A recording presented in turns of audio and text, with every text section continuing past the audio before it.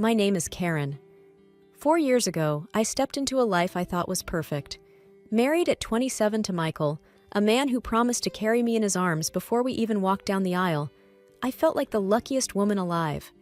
He wasn't just my husband, he was my best friend, my confidant. We shared everything, from morning coffees to late-night dreams about our future. Michael always had a way of making me feel special. I remember our first anniversary. He recreated our first date, down to the same table at the quaint Italian restaurant where we first realized we were meant for each other. It wasn't just about the grand gestures, it was the little things. The way he'd brush the hair from my face, the soft kisses he'd plant on my forehead when he thought I was asleep. Our life together was bliss, filled with laughter and love. We lived in a beautiful house, spacious and filled with light. It was our haven, a place where we planned to raise a family. My job as a fitness trainer at a popular gym brought me joy and fulfillment, and Michael was thriving in his career. We were doing well financially, and we often talked about starting a family, about having kids running around the house, filling it with even more laughter and joy.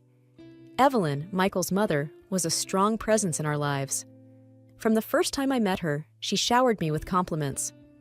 "You're absolutely stunning, Karen, just like a Hollywood actress from the 50s, she'd said, her eyes sparkling with genuine fondness. She often spoke about how beautiful our children would be, combining my looks with Michael's charm. Her approval meant the world to me. But then, one ordinary evening, everything changed. I was driving home from the gym, my mind buzzing with plans for the weekend. Michael and I had planned a small getaway, just the two of us, a chance to reconnect and talk more about our future, about finally starting that family we'd always wanted. As I approached the intersection, a song we both loved started playing on the radio. I smiled, turning up the volume, lost in the moment. That's when it happened. Out of nowhere, a car ran the red light and slammed into my side. The impact was deafening, a cacophony of crunching metal and shattering glass. My head whipped to the side, and pain erupted across my face and body. The world spun wildly, a blur of lights and sounds, and then, as quickly as it had all started, everything plunged into silence and darkness. Waking up in the hospital was like emerging into a world I no longer recognized. My body was a patchwork of aches and bandages. The first few days were a blur of doctors, painkillers, and Michael's face, etched with worry. Michael sat beside me, holding my hand. His voice was gentle, but his eyes couldn't hide his concern. "Hey, how are you feeling?" he asked. I tried to smile, but it hurt. "Like I've been hit by a truck," I joked weakly. He offered a strained smile, but said nothing.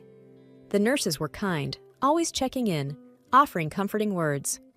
But their eyes, full of pity, told a story they didn't voice.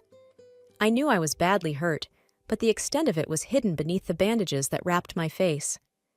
As days turned into a week, Michael's visits grew shorter, his excuses more frequent. "Work's crazy right now," he'd say, or "Mom needs my help with something." I understood, or at least I tried to, but the silence and the solitude in the hospital room were suffocating. The day came to remove the bandages. I sat in front of a mirror, my heart racing. The nurse, a kind woman named Lisa, offered me an encouraging smile. "Ready?" she asked. I nodded, not trusting my voice. Slowly, she unwrapped the bandages, revealing my reflection bit by bit. The face staring back at me was a stranger's, scarred, distorted, a stark contrast to the woman I used to be. I couldn't hold back the tears. Lisa put a comforting hand on my shoulder. "It's still early days. Healing takes time," she said softly. I barely heard her. My thoughts were consumed by fear. What would Michael think? What would everyone think? I was no longer the woman he married. Michael's next visit was the hardest. He walked in, his usual confident stride faltering as he saw my face. "Hey," he said, his voice barely above a whisper. I looked away, unable to meet his eyes. "It's bad, isn't it?" I asked, my voice trembling. Michael paused, struggling to find the right words. It's not that bad. You're still you." But the way he said it, the way he couldn't quite look at me, spoke volumes. I lay there, feeling a chasm growing between us. The man who had promised to carry me through life seemed lost, unsure of how to bridge the gap that my scars had created. He came out of the hospital room, and I overheard him on the phone. His words, meant to be private, cut through me like a knife. "I don't know, Mom. She became ugly. It's hard to look at her," he said, and there was something like disgust in his voice. I lay in bed, staring at the ceiling, tears streaming down my face. I felt betrayed, not by his words, but by the realization that his love had conditions I was no longer able to meet. I mourned for my lost beauty, for the love I thought was unconditional, and for the future that now seemed like a distant dream. Returning home was supposed to be a relief, a step towards normalcy. But as I crossed the threshold of the house that once symbolized love and warmth, I felt sick because of the suffocating atmosphere of hostility, hidden hints, and disgust. The first few days, Michael was quiet, almost tiptoeing around me. Our conversations were strained, filled with awkward silences. I tried to bridge the gap, to reach out to him, but it felt like talking to a wall. One evening, as I sat on the couch trying to read, Michael walked in. He glanced at me, then quickly looked away. "How was your day?" I asked, hoping to start some kind of conversation.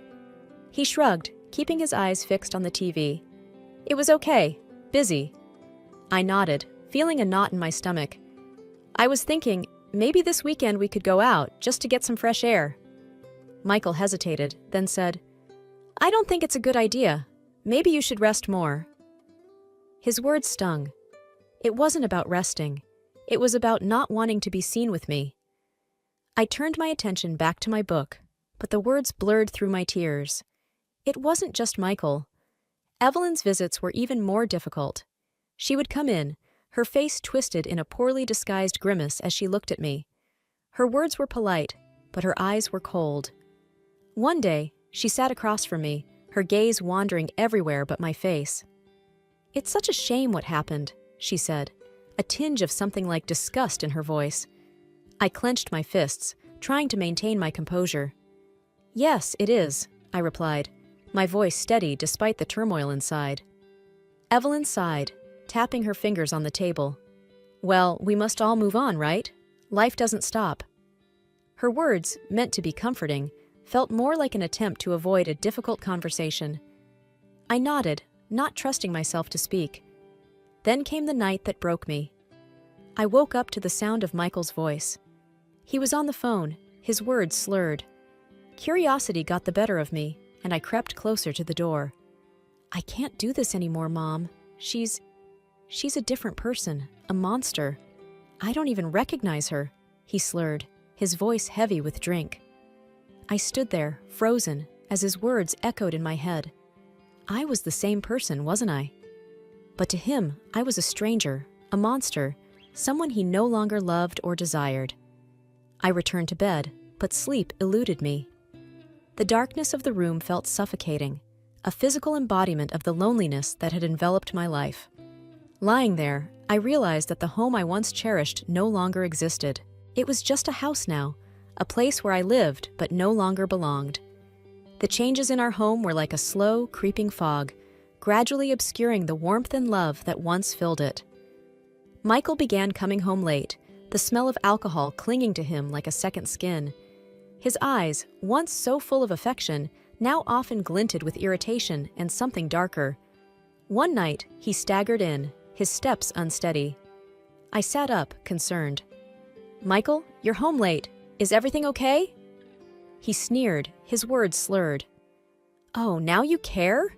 You spend all day hiding in this house, and now you pretend to care about me?" I flinched, stung by his words. "Michael, you're drunk. Let's talk about this in the morning." He laughed bitterly, a sound that sent shivers down my spine. "What's there to talk about? Look at you. Look at us." I retreated to our room, tears stinging my eyes. The next day, I called Evelyn, hoping for some understanding, some support. "He's drinking a lot, coming home late, and he's mean," I told her, my voice breaking. Evelyn's response was curt, dismissive. "It's normal, dear. Men do these things. He's just stressed, that's all." Her words were like a cold splash of water. I realized then that I was alone in this, that my pain and my struggles were mine to bear. The worst night came without warning. I woke up to bright flashes of light. Blinking away sleep, I saw Michael standing over me with his phone, taking pictures. His face was twisted in a drunken smirk. "What are you doing?" I asked, confusion and fear mingling in my voice. He laughed, a cruel, harsh sound. "I'm sending your photos to Hollywood. Maybe you can star in horror films now, no makeup needed." His words cut through me like a knife. I lay there, frozen, as he continued to snap pictures. Each click of the camera shutter a punctuation mark to my humiliation. After he left, I turned my face into the pillow, my body racked with sobs. The tears came in torrents, for the man I had lost, for the love that had turned to cruelty, and for the life that seemed to be slipping through my fingers. Humiliated by Michael's cruel remarks and feeling increasingly alienated, I started wearing a mask at home. It was a plain, white mask, hiding the scars that had become the focus of my existence. It was a small shield against the pain, a barrier between me and the world that had turned so cold. As I adjusted the mask one morning, looking at the blank face staring back at me in the mirror, my phone rang, cutting through the silence of the room. An unknown number flashed on the screen, and with a hesitant hand, I answered. "Hello, is this Mrs. Johnson?" The voice was unfamiliar, cautious yet sincere. "Yes, it's me. Who's this?" I replied, curiosity piqued. "My name is John. I was the father of the young man in your accident," he said, his voice laced with regret. A mix of emotions washed over me. "Oh, I see," I managed to say, my voice barely above a whisper. John paused before continuing.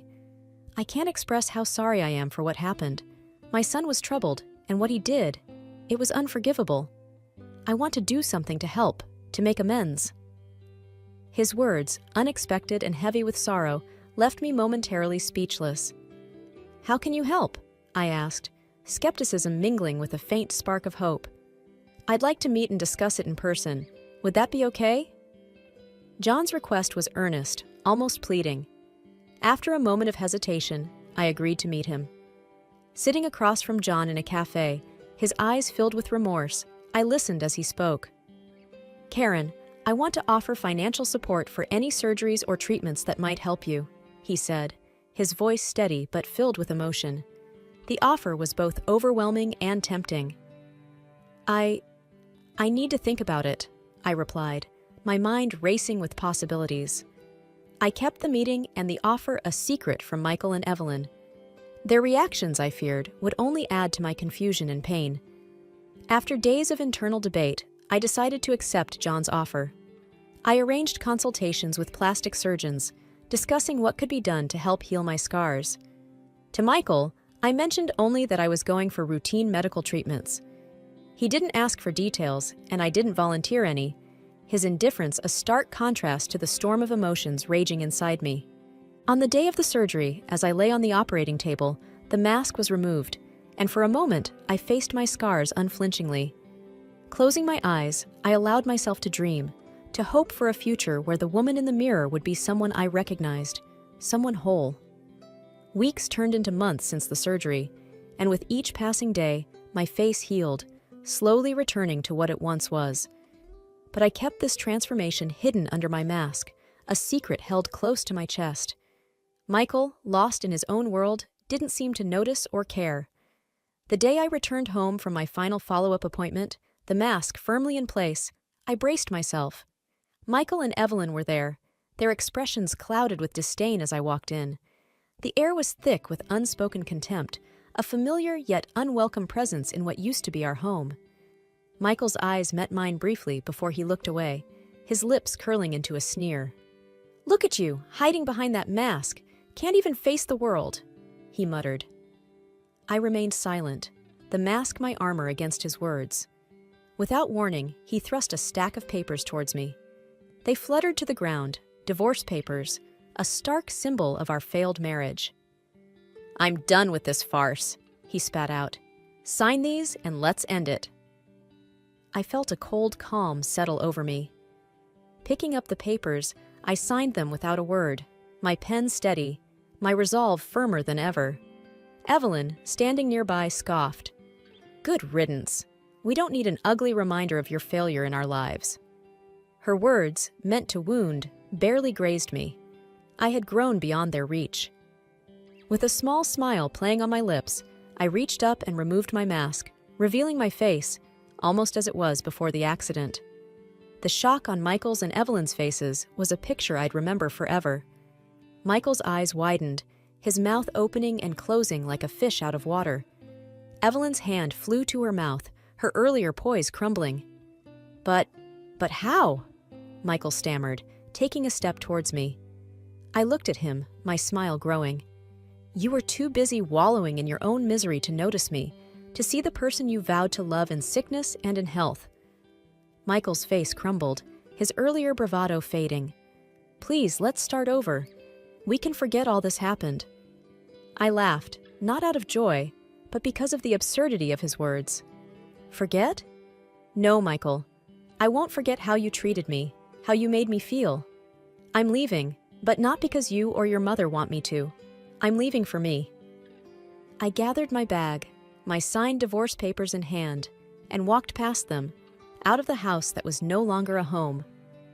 Their shocked faces were the last image I took with me, a reminder of how far I had come and the new life that awaited me. Starting over wasn't easy, but it was necessary. I moved into a small apartment, a space that was mine alone. It was here, among unpacked boxes and bare walls, that I began to rebuild my life. Returning to work at the fitness center was a big step. The familiar smell of the gym, the sound of weights clinking. It was comforting.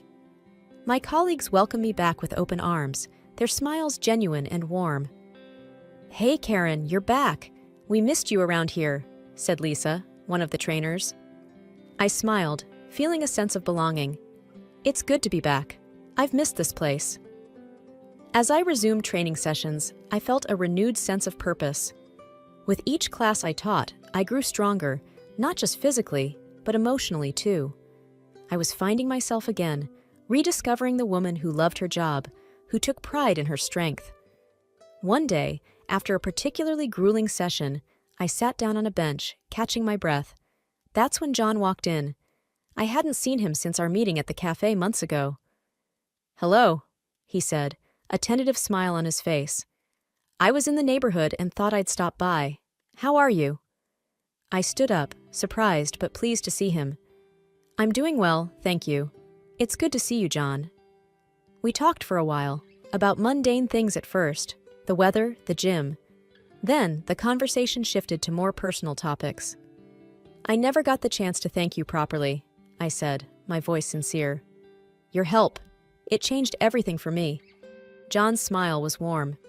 I'm just glad I could do something to make amends. You've come a long way. He hesitated for a moment before continuing. I was wondering if maybe you'd like to grab a coffee sometime? No pressure, just as friends. The invitation caught me off guard, but it was a pleasant surprise. I'd like that, I replied, a genuine smile spreading across my face. As I watched him leave the gym, I felt a flutter of excitement, a feeling I hadn't experienced in a long time.